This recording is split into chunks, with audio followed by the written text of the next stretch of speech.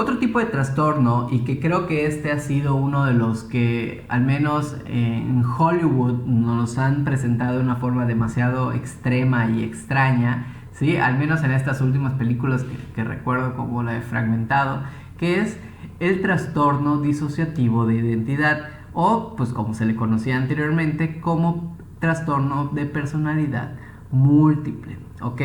Este trastorno es un trastorno muy grave, ¿sí? Es un trastorno muy drástico. ¿Por qué? Porque la persona lo que hace es que empieza a generar dos o más identidades o estados de personalidades distintos, y estos se van alternando para tomar el control de la conducta. ¿Ok? Aquí la persona genera este tipo de personalidades para poder enfrentarse a situaciones que, por ejemplo, son difíciles de manejar. Obviamente esto, y digo que lo genera, pero no lo hace desde un plano consciente, sino lo hace de forma inconsciente. Este cambio o esta forma en la cual la persona empieza a generar identidades puede ser muy rápido, ¿ok? Esta persona, cuando empieza a generar las distintas personalidades, puede llegar a tener una incapacidad para recordar información personal importante, ¿sí? Y estas pues obviamente no pueden explicarse por procesos de olvido ordinarios. Simplemente dice, espérate, yo no hice eso, yo no recuerdo haberme, no sé, tatuado esto, o haber dicho esto, o haber comprado tal cosa, ¿sí? Entonces la persona está bastante confundida, ¿sí? En estas personalidades que va creando, pareciera que cada una de ellas tiene una historia personal distinta, ¿sí? Así como también una autoimagen y un nombre distinto, aunque algunas identidades solo sean parcialmente diferentes, son independientes de las demás, ¿ok? Estas personas empiezan a generar completamente otras historias, otra forma de vida inclusive, y esto precisamente cuando la identidad, digamos, que controla todo, que o la vamos a llamar identidad anfitriona o primaria, cuando recupera la conciencia dice, espérate, yo hice esto, yo hice lo otro, y la gente alrededor pues realmente se asusta porque no sabe si realmente la persona está fingiendo o no, ¿sí? Entonces, en la mayoría de los casos, la identidad que se adopta con más frecuencia y que lleva el nombre real de la persona es la identidad anfitriona o primaria, ¿ok? Y entonces, precisamente esta forma, y así como hemos estado hablando de todos los trastornos, es una forma que tiene la persona para poder evitar la situación que le genera mucho estrés, ¿sí? Obviamente hay formas de evitarlas mucho más adaptadas, y hay formas más patológicas de evitar situaciones como pues que no puede manejar, ¿ok?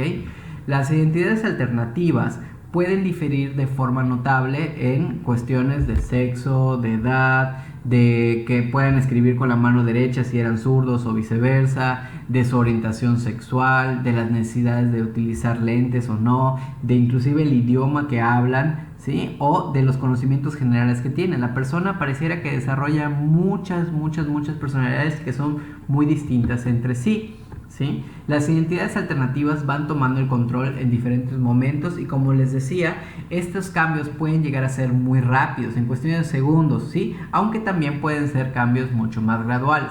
También estos pueden ir aumentando dependiendo de la situación, qué tan estresante o no sean, ¿sí? Y cuando se producen estos cambios, es frecuente observar lapsos de memoria para las cosas que han ocurrido en el resto de las identidades. Es decir, pareciera que las personas no se acuerdan de varias cosas, pareciera que simplemente están sorprendidos de todo lo que sucedió o lo que a veces los demás le cuentan que hicieron, ¿sí? De hecho, este señor que se llama Colin Ross es uno de los principales estudiosos del tema.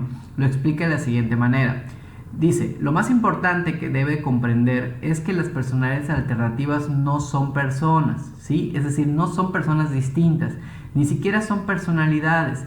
Las personalidades alternativas son representaciones de conceptos, impulsos, recuerdos y sentimientos internos. A la misma vez, son fragmentos disociados de conducta que se han desarrollado a partir de la interacción con el mundo. Son partes fragmentadas de una misma persona, es decir, solo hay una persona. Y esto es muy interesante porque, como les digo, a veces el punto de referencia que tenemos es esta versión hollywoodense en donde la persona empieza a cambiar completamente hasta su tono de voz. Y sí, sí puede cambiar su tono de voz, pero no es que se vista de niña y no es que empiece a desarrollar super fuerza o que empiece... No, no, no, no. Pero sí puede empezar a desarrollar problemas. Por ejemplo, que diga una persona, sabes que tengo gastritis, y la persona empieza a sufrir de gastritis, empieza a somatizar ese tipo de problemas.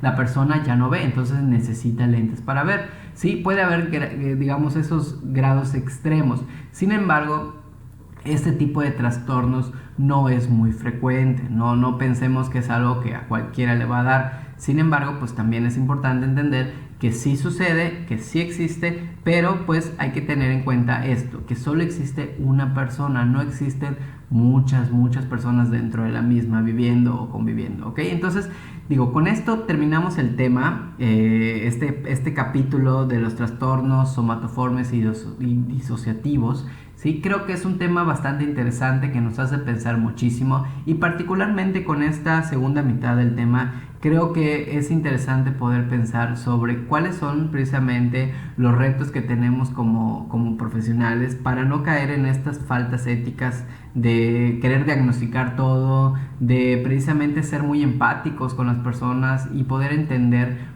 cómo o qué pudiese llevar a una persona a desarrollar este tipo de trastornos, porque pues desgraciadamente esto es algo que pues nos hablan de una incapacidad de las personas para poder manejar adecuadamente las situaciones. Entonces creo que con eso se deben ir pensando y precisamente, digamos, desarrollar algunas preguntas, etcétera, que pues ya más adelante platicaremos mucho mejor.